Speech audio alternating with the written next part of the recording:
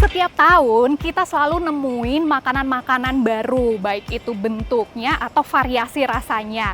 Mau itu makanan dalam kemasan ataupun makanan yang dimasak dulu sebelum disajikan. Industri pengolahan makanan dan minuman atau food and beverage memegang peranan yang sangat vital dalam perekonomian Indonesia. Pada tahun 2024 tercatat mengalami pertumbuhan signifikan dengan kontribusi terhadap produk domestik bruto Indonesia yang meningkat sebesar 5,9%. Badan Pusat Statistik juga mencatat kontribusi PDB dari industri makanan mencapai 1.531 triliun sepanjang tahun lalu. Dengan banyaknya macam makanan, kita sebagai konsumen bisa loh untuk mengontrol pilihan makanan yang kita konsumsi setiap harinya. Jangan sampai berlebihan ya, nanti bikin jadi kegemukan. Nah, riset tren obesitas di Indonesia setiap tahunnya meningkat. Kenalin, ini Ilham. Di balik tampan dan punya gaya hidup yang sehat seperti sekarang, dia dulu pernah mengalami obesitas. Sekitar umur 23 tahun, setiap stres dikit pasti larinya ke makan. Bakwan dicampur sama mie goreng, terus masih pakai nasi waktu itu. Kalau misalkan stres dikit, minuman kemasan yang manis-manis, ya aku konsumsi. Di 2013 aku sempat di 110 kilo waktu itu, merasa badan kok sering ngerasa sakit, kemudian sering sesak napas. Sebenarnya nggak semua lemak itu jahat. Tubuh kita itu butuh lemak, tapi tergantung dari jenis dan juga jumlahnya. Gorengan, kemudian juga makanan olahan, makanan cepat saji, juga lemak yang tinggi inilah yang bisa menyebabkan kalori harian kita berlebihan, dan hal itulah yang memicu terjadinya obesitas.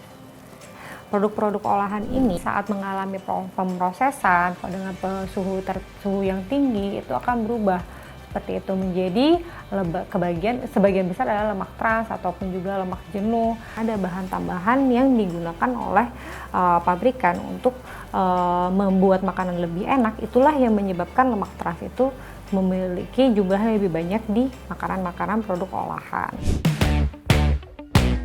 Ya, selain menata menu makanan yang dikonsumsi, olahraga jadi cara mengurangi kadar lemak yang tidak baik di tubuh kita.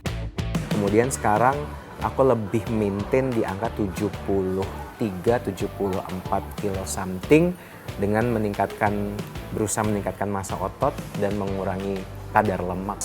Nah, ngelihat body pump itu kayak lebih simple, muscle yang dituju itu juga jelas sebenarnya. Dan memang latihan strength. Nah, kalau pola makan sih aku lebih banyak protein, lebih membatasi jumlah karbohidrat yang masuk ke tubuh. Kalau makanan kemasan aku biasanya lebih kubandingin sih.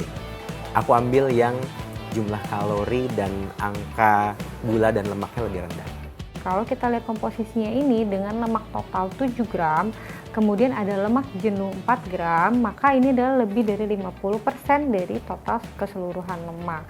Dan untuk konsumsi lemak jenuh yang berlebihan ini perlu dibatasi.